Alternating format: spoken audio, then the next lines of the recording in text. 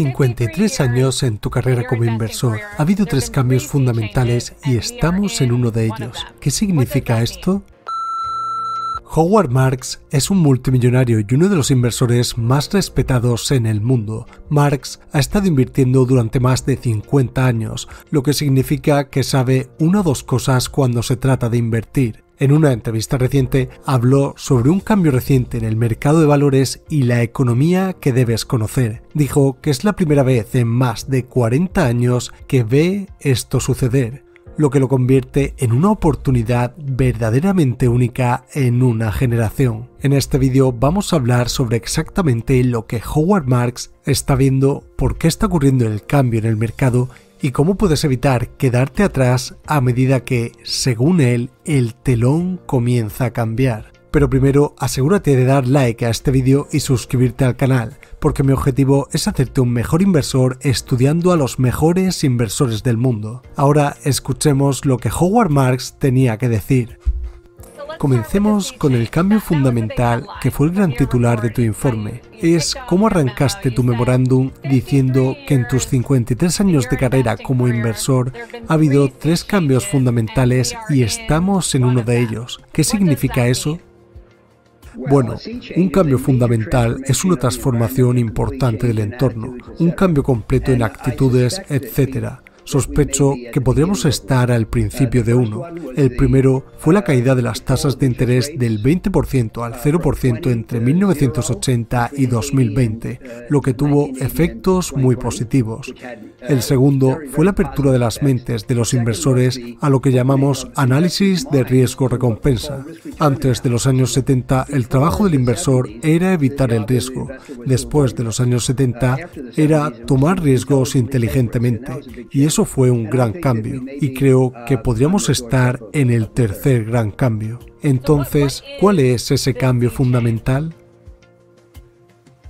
Bueno, desde que sucedió la crisis financiera global en 2008 a 2009 y la Reserva Federal, los bancos centrales de todo el mundo y el Tesoro tomaron medidas decididas para resolverla, hemos estado viviendo en un entorno altamente estimulado y muy positivo, con dinero fácil durante aproximadamente 14 años. Creo que muchas personas comenzaron a invertir o entraron en el negocio en esos 14 años y no muchos tienen una perspectiva sobre el periodo anterior a la crisis financiera global. Podría pensar que los últimos 14 años fueron la normalidad, pero no creo que sea así. Creo que fue el mejor periodo para prestatarios y propietarios de activos y no creo que necesariamente continúe. Entonces, ¿caracterizas los últimos 14 años después de la crisis financiera como una burbuja y que ahora está estallando? ¿Volvemos a una especie de normalidad o vamos hacia un colapso?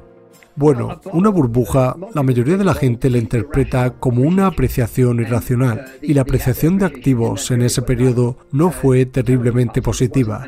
No fue un periodo inusual de 14 años en términos de rendimientos de activos, etc. Y no fue el resultado de un pensamiento irrealmente optimista. Creo que burbuja tiene un uso específico, pero fue un periodo hinchado, inusualmente positivo, cuando todo era fácil para ciertas clases de personas, especialmente prestatarios y propietarios de activos. No es la normalidad y no creo que vaya a ser la norma en el futuro. Para apreciar realmente los comentarios de Howard Marks, primero debes entender la relación entre las tasas de interés y los valores de los activos. Los valores de los activos son simplemente una manera elegante de decir las cosas que las personas poseen como inversiones. Piensa en acciones, bonos y bienes raíces como los tipos más comunes de activos que posee el inversor promedio en su cartera. El valor de un activo se basa en el efectivo que se genera para ti como propietario descontado al presente mediante una tasa de interés. Aunque esto pueda sonar un poco complicado, en realidad es una ecuación y concepto relativamente sencilla. Supongamos que compras una acción que te va a generar $20 al año en efectivo durante 10 años. Al final de esos 10 años puedes vender la acción por $200. Conoces la cantidad de efectivo que la acción producirá, así que el último paso es determinar la tasa de interés utilizada para descontar esos flujos de efectivo al presente. La razón por la cual tienes que descontar los flujos de efectivo es porque $1 hoy no tiene el mismo valor que $1 dentro de 10 años. Por ejemplo, si tuvieras que elegir entre recibir $1000 hoy o $1000 dentro de 10 años, obviamente preferirías ese dinero hoy. Esto se conoce en la inversión como el valor temporal del dinero. Para este ejemplo, voy a comenzar utilizando una tasa de interés del 15%. Con esa tasa del 15% obtenemos un precio de la acción de $150 por acción. Pero veamos qué sucede a medida que disminuimos esa tasa de interés.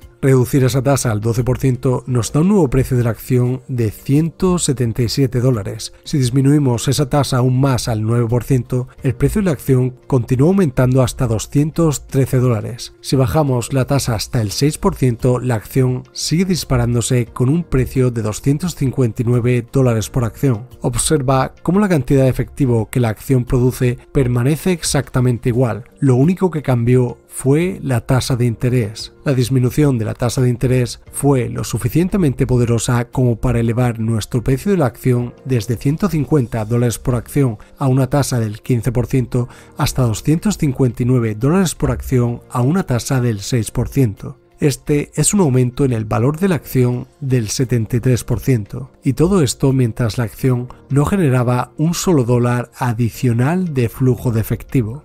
Como mencionó Howard Marks en el vídeo, esto es lo que ha estado sucediendo en el mercado de valores y la economía durante los últimos 40 años. Observa este gráfico de la tasa de fondos federales de Estados Unidos, que es una medida de las tasas de interés en la economía. En 1980, la tasa de fondos era superior al 15%. En los últimos 40 años, las tasas de interés han estado en una trayectoria descendente con múltiples picos temporales a lo largo de décadas, pero claramente la tendencia ha sido a la baja. Esta tendencia continuó hasta que las tasas de interés literalmente no pudieron bajar más. Después de la gran crisis financiera, las tasas de interés llegaron prácticamente al 0% y se mantuvieron allí durante años. 40 años de tasas de interés en descenso proporcionaron un impulso significativo para los precios de las acciones. El S&P 500 alcanzó un mínimo en la década de 1980 en 325 puntos